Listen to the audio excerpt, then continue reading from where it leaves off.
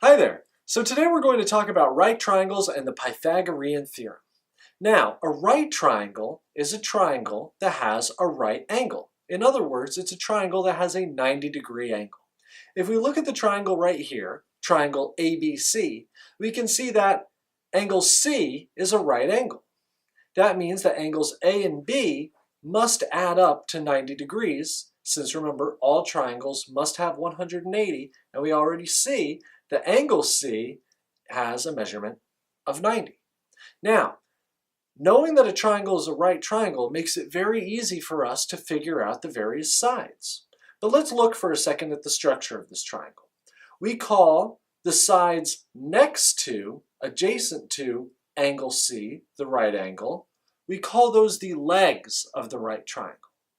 We call side C, which is the side opposite from the right angle, we call that the hypotenuse.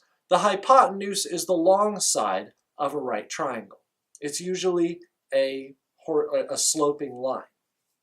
Now, the formula to calculate any one of the legs or the hypotenuse of a right triangle is very simply the following theorem that made Pythagoras pretty famous.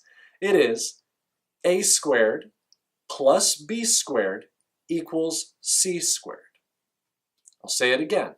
A squared, that's that leg, plus b squared, that's that leg, equals c squared. That's that leg.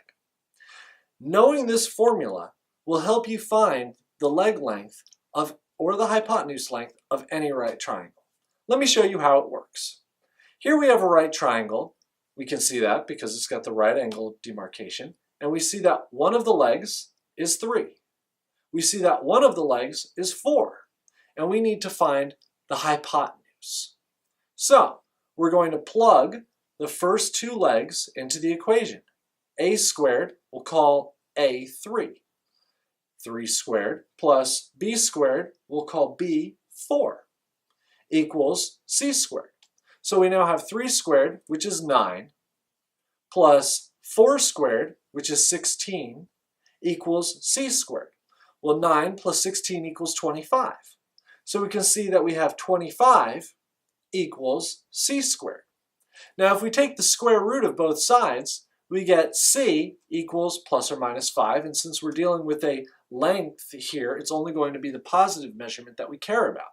So in fact, we found that c equals 5. So we just found the length of the hypotenuse using the Pythagorean theorem. Now, there are many uses of the Pythagorean theorem. It's probably the most valuable and versatile theorem in geometry.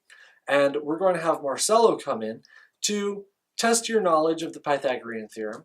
But remember, you can only use the Pythagorean theorem on right triangles.